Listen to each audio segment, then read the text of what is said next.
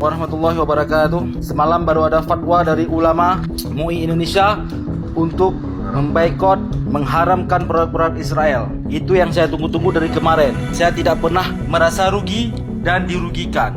Ini uang saya beli dari hasil Allah dan saya hancurkan karena Allah.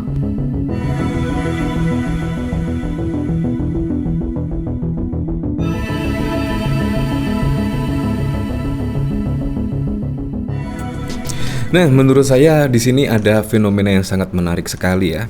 Yaitu pada waktu lalu, yaitu bahkan MUI mengeluarkan fatwa, yaitu haram untuk membeli produk-produk dari Israel dan lain sebagainya. Nah, tampaknya di sini yaitu MUI pun nampaknya mengklarifikasi, apalagi pada waktu lalu banyak gambar-gambar yang beredar tentang produk-produk di dalam negeri yang pro terhadap Israel. Di situ bahkan banyak, ada ratusan bahkan, yaitu produk-produk di Indonesia yang sudah beredar.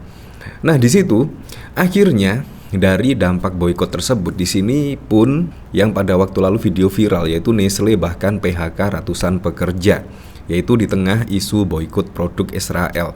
Bahkan juga mengomentari, di sini adalah pertama kalinya diboikot sejak pabrik Nestle tersebut berdiri. Nah, akhirnya dampak yang dirasakan saat ini yaitu di tengah PHK karyawan. Di sini akhirnya MUI pun mengklarifikasi dan bahkan juga mengaku tidak pernah mengeluarkan produk-produk tersebut untuk diboikot. Nah, di sini akhirnya siapa yang salah ya? Bahkan juga pada waktu lalu video-video sudah viral, bahkan ada video yang membuang barang-barang yang pro terhadap Israel tersebut dibuang bahkan. Itu kan menurut saya sangat lucu sekali.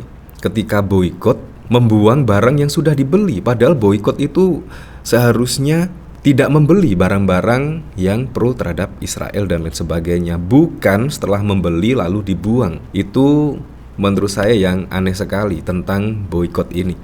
Di sini bahkan dari di tengah isu boikot di sini Nestle PHK ratusan pekerja, yaitu pertama sejak pabrik berdiri. Nah, di sini kan sangat lucu sekali di mana pabriknya berada di Indonesia, pekerjanya juga masyarakat Indonesia. Jika ada boikot produk-produk di sini, kemungkinan yang dirugikan siapa? Ya orang-orang kita sendiri, yaitu karyawan-karyawan sendiri, karena di sini bahkan ada ratusan yang di PHK. Ngakunya sih bukan terkait hal ini. Ya, tetapi memang sangat ramai sekali lah pada waktu lalu MUI mengeluarkan fatwa yaitu boikot barang dari Israel. Nah, di sini yaitu kabar mengejutkan datang dari perusahaan multinasional asal Swiss yakni Nestle. Kabarnya perusahaan tersebut melakukan pemutusan hubungan kerja PHK ratusan pekerja di RI. Hal tersebut diungkapkan oleh Presiden Federasi Serikat Buruh Makanan dan Minuman Dwi Haryoto. Ia mengatakan 126 karyawan terdampak merupakan anggota dari Serikat Buruh Nestle Indonesia Kajayan SBNIK. Manajemen melakukan efisiensi dalam waktu yang sangat singkat, sebut Dwi dalam keterangan dikutip pada 14 November. Menurut Dwi, mengungkapkan pihak perusahaan mengkomunikasikan adanya penurunan bisnis dalam waktu 2 minggu terakhir. Tidak jelas apa yang menyebabkan kinerja perusahaan turun.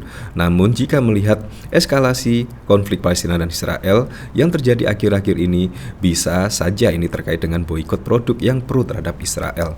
Perusahaan akan melakukan efisiensi dari sisi jumlah buruh yang bekerja di pabrik Nestle Kajayan, kata Dwi. Nah, akhirnya di sini juga berdampak ya pada perusahaan Nestle di sini di tengah isu boikot yaitu produk Israel.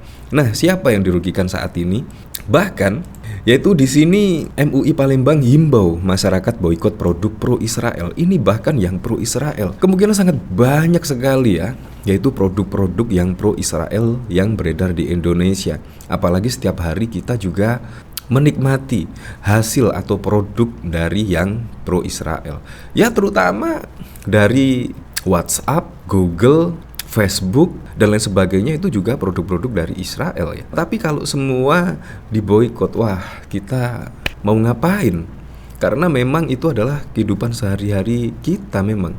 Jadi kalau tidak ada solusinya, menurut saya jangan ada boikot-boikot seperti ini, karena juga pekerja dari produk-produk yang pro Israel juga ada di Indonesia. Perusahaan-perusahaannya pun juga berada di Indonesia.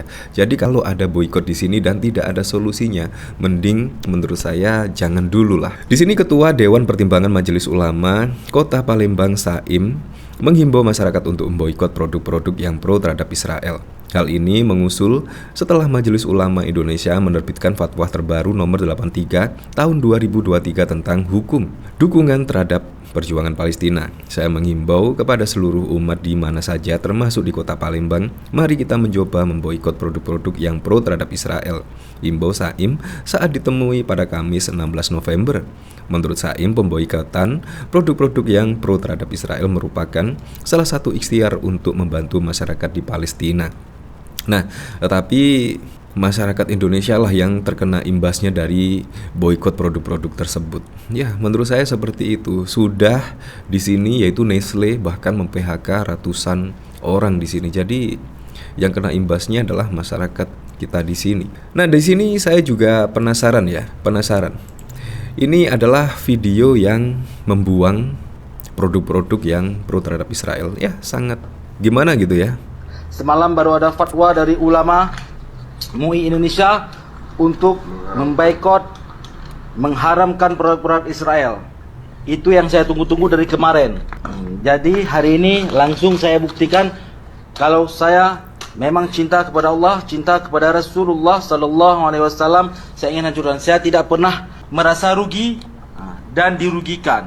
Ini uang saya beli dari hasil Allah dan saya hancurkan karena Allah. Kan misalkan diberi ke orang lain kan lebih bermanfaat ya. Ya tapi nggak tahu lagi lah. Tetapi memang di sini kondisinya memang seperti itu, ada fatwa tersebut. Nah di sini bahkan ada berita lagi, yaitu produk pro Israel tak jadi diboikot. Ini isi lengkap fatwa MUI terbaru halal. Nah di sini kan sangat lucu sekali ketika masyarakat sudah memboikot dan bahkan juga ada pekerja yang terkena PHK di sini baru mengeluarkan atau mengklarifikasi hal ini. Menurut saya sudah sangat terlambat sekali ya. Sejak fatwa MUI yang mengatakan bahwa haram hukumnya umat Islam membeli produk Israel yang ada di berbagai toko, maka banyak dari kalangan masyarakat yang salah paham. Masyarakat ramai memboikot barang-barang dari produsen secara nyata mendukung agresi Israel ke Palestina. Dengan demikian, fatwa haram tentang produk-produk pendukung Israel telah membuat beberapa orang salah kaprah. Namun, baru-baru ini pihak MUI bagian fatwa memberikan klarifikasi. Menurut Miftahul Huda, Sekretaris Komisi Fatwa MUI, menggunakan produk yang mendukung Israel masih dianggap halal. Produknya itu tetap halal selama masih memenuhi kriteria kehalalan, tapi yang diharamkan itu aktivitasnya, perbuatannya, ungkap Miftahul Huda. Oleh karena itu pihaknya mengharamkan segala bentuk tindakan yang mendukung agresi Israel. Jadi tentang boikot produk itu dari mananya ya? Ya sudahlah, akhirnya di sini juga diklarifikasi lah, yaitu produk pro Israel tak jadi diboikot. Ya. Nah, jadi menurut saya masyarakat lebih berhati-hati lagi ya dalam menyikapi fatwa-fatwa di sini. Harus benar-benar dibaca semuanya, panduan-panduannya dari MUI di sini. Jadi tidak ada mispersepsi, miskomunikasi di sini, apalagi juga sudah berdampak pada PHK ratusan pekerja di Nestle di tengah isu boikot produk Israel. Nah, dari sini saya penasaran kira-kira komentarnya seperti apa ya. Di sini dari Adisep, penipuan yang berbau agama ya dihalalkan sama MUI. Terus MUI yang katanya standar agama Islam begini mutunya. Di sini guru agama garis lurus. Jadi fik surga itu cuma karya sastra fiksi. Dosa pahala bisa dipesan sesuai kebutuhan. Pekerja lokal yang di PHK harusnya disuruh minta pekerjaan ke LSM MUI Pusat yang so hebat itu. Saya sudah lama haramkan fatwa-fatwa LSM MUI itu, mending standar fatwanya pakai kitab Orde Baru Pak Harto. Tatkala keluarkan fatwa jadi haram, diharamin sama Pak Harto. Besoknya ganti fatwanya bahwa judi SD SB itu setengah halal setengah haram. Ya seperti itulah. Ya, saya berharaplah apapun itu untuk Pilpres 2024 mendatang semoga saja berjalan dengan aman, berjalan dengan lancar, dan yang paling penting berjalan dengan jujur dan juga adil.